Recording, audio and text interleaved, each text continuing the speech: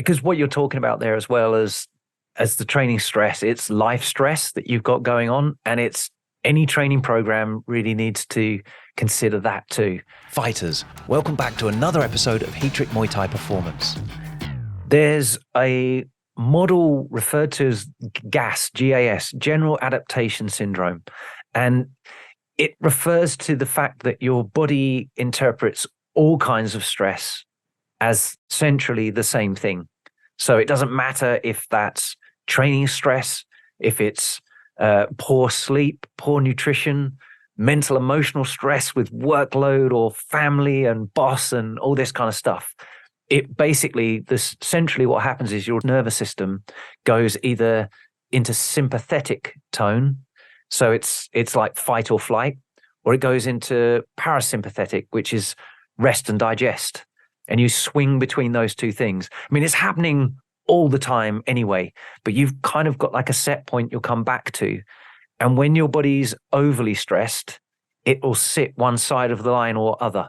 So when you become overly stressed, you'll end up running permanently in a bit of fight or flight, sympathetic stress all the time.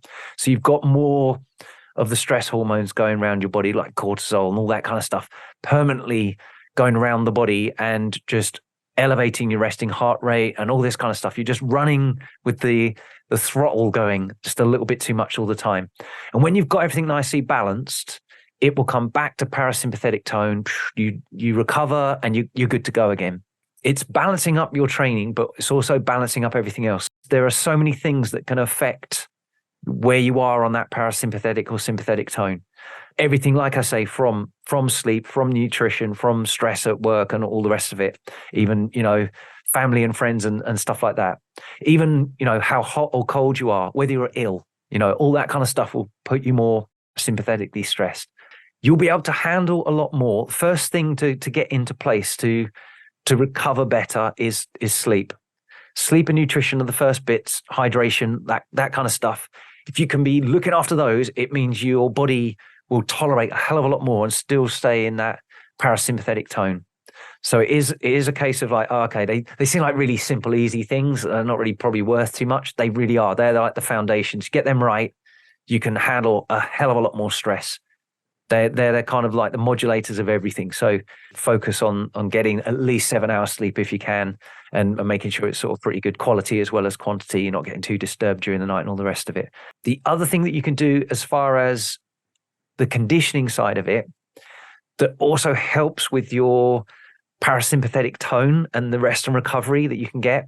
The aerobic capacity part of the puzzle, if you think of it as like your rapid recharge on your battery. So if you haven't got that in place, you just don't recharge from any kind of stressor, life, training, whatever.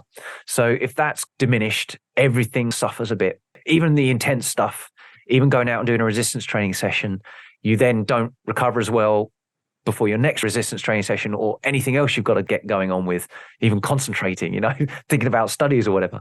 Having better aerobic capacity would mean you can tolerate all stresses in life a lot better. So it's certainly one of those things to aim at. The best way to do that steady state cardio, the cardiac output style running stuff, the 30 to 60 minutes of relatively easy running, where you're kind of 60 to 75% of your maximum heart rate, where you could be talking as you run without being too out of breath, that kind of steady state stuff. That actually is very good recovery too. So when you've got a deadline with an assignment that's got to get in and all this kind of stuff, you've got the wedding plans and that all to do, actually going out for like a steady state 30-minute run, if that's all you can fit in, just nice and gentle, will help to kind of reset you to tolerate everything as well.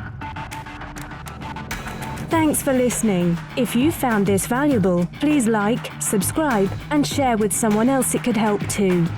Please give the podcast a review or comment below. We'd love to hear from you. As always, you can visit heattrick.com for more Muay Thai performance podcasts, videos, articles, and guides. Catch you next time.